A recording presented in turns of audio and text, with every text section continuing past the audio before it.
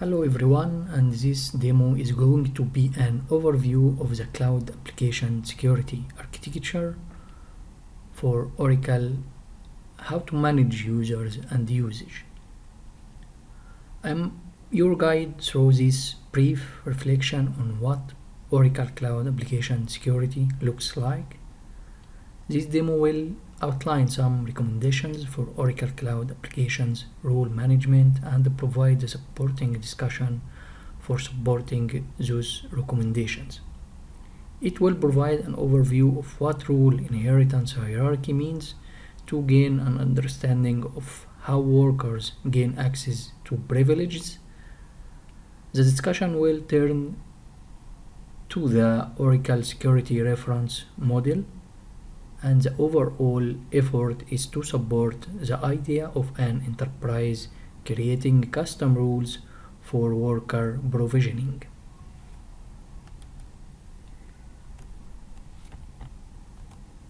The final goal here is to understand the Oracle Cloud Application Security Model. Understanding that model and the provided security reference will make the case for the following recommendations. Don't provision seeded Oracle rules to users.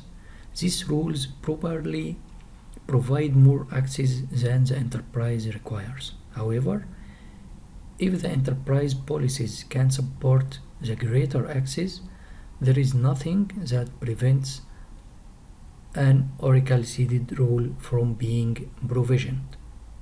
But the enterprise should analyze the enterprise's job duties and requirements and compare those to Oracle seeded rules. Then create custom rules by copying the Oracle seeded rules and making changes to the copies by adding or removing capabilities based on the review referenced. Provision rules only to workers who need them. Deprovision a rule from a worker when that worker no longer needs it. No worker should have more access than their job requires. If a worker separates from the enterprise, make sure to deprovision all rules from that worker. A worker with no rules cannot log on to the application, so this is a security measure.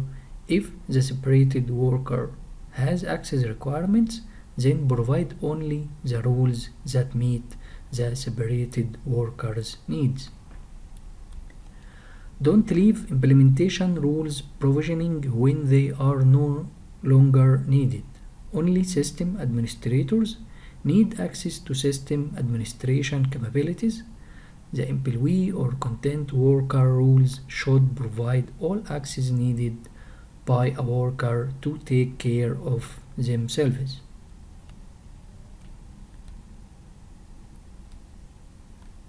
Explaining how the rule inheritance hierarchy works, all of the Oracle's provisioned capable rules are made up of an inheritance hierarchy. And that rule inheritance hierarchy is made of several elements. At the bottom, you see functions privilege, which grant a worker access to executable elements that a programmer created. Example of those are web pages, task flows, dialog boxes, links on a page, and so on. Next to them are data security policies here. This defines the data set a worker has access to when they use their assigned function privileges. These two elements cannot be provisioned directly to a user, and they are the only elements that are functional in this diagram. Everything else shown is a container class, a holder of function privileges, and data security policies. Aggregate privileges gives a worker access to one function privilege and the dataset it requires. Function and aggregate privileges are provided by Oracle they cannot be customized, and the enterprise cannot create them. Duty rules provide a worker with enough access to perform one duty of their assigned job. A job rule combines function privileges, aggregate privileges, and duty rules to provide a worker all of the access needed to perform a particular job. For human capital management, there is one other type of rule which must be created by the enterprise. This is the data rule. An aggregate privilege combines one function privileges with the necessary data security policies to perform that function. As an example, if one duty of a human capital management specialist is to maintain a worker's business address, the aggregate privilege would have one function privilege and two data security policies. The function privilege would provide access to the address search and update pages. The data security policies would allow, first, a search for the current address, and second, the ability to put a new address in its place. A duty rule combines multiple function privileges, multiple data security policies, so that a worker may complete a duty that is a part of their assigned job, and a duty rule may inherit aggregated privileges as well as other duty rules. A job rule combines all of the function privileges, aggregate privileges, and the duty rules necessary for a worker to be able to perform the defined job and all of the duties and capabilities of that job. Note that all data access for a job rule is inherited. Generally speaking, a job rule doesn't have data security policies directly assigned. There is one more rule specific to human capital management, the data rule, and also this rule is created by combining a job rule with a set of enterprise. The security profile further defines the data security policies that give workers access to the data required by the data rule. One other possibility rarely used in human capital management is to assign data security policies directly to job rules. This means that every worker provisioned with these job rules gets exactly the same data set as every other worker who has the rule. In human capital management (HCM), it's almost always better to create and provision data rule. In other cloud offering, defining attributes are used to give different users different data sets. For example, in ERP, there is an attribute bound to a worker rule combination, which defines what set of boxes a worker can see, and the attributes can be set differently for different workers. A worker is provisioned the job rules, or in the case of human capital management, the data rules that are required for the worker to do their assigned job or jobs.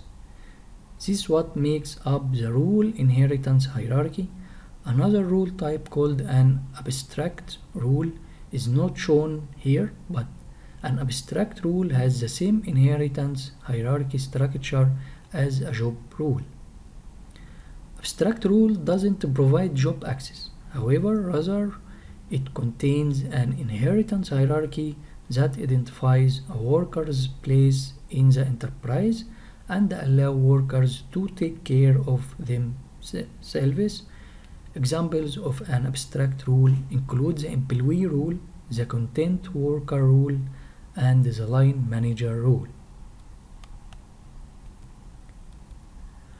Now let's took a closer look at that inheritance hierarchy rule are inheritance, a hierarchy of privileges and policies contained in building block container class.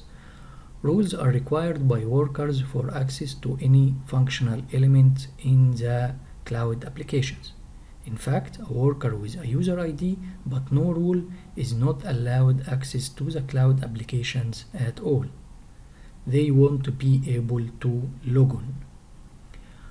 Rule functionality is what provides a worker with the function, privileges, and the data security policies needed to perform their assigned task. In this diagram, see that this rule, the human resource manager, has 5 inherited privileges and 2 inherited rules. One of the inherited rules has the same name as a privilege, but the other is an OPI rule, Oracle Business Intelligence Rule. This provides read-only access to a named report. Once a worker is assigned to their rules, all of the privileges are active. If there are privileges assigned that the users should not have, those privileges cannot be made inactive within this inheritance hierarchy. The user has them, so they can use them. Now note the black half halo around that other rule. The human resource specialist, this is the inheritance hierarchy provided by that inherited job rule. A user set of assigned privileges cannot be known unless all levels of the inheritance hierarchy are checked and the privileges counted. In the case of this inherited job rule, the set of privileges is too many to display on a single pass. Note that the types of inherited elements in the legend. This rule has other rules, predefined rules, privileges, and the aggregate privileges. This means that there is another level of inheritance below this level. Oracle does provide documentation for each cloud application offering that describes in detail each of the job rules provided in the security reference model for that offering. This documentation includes a complete list of duties and privileges for each Oracle seeded rule. This information and the enterprise's analysis of the enterprise's jobs should be used to determine how Oracle seeded rules should be altered by copy and edit, creating custom rules. Again, these or those custom rules are the ones that should be provisioned to the enterprise's workers unless the enterprise accepts the greater access provided by the Oracle seeded rule. Thanks for watching.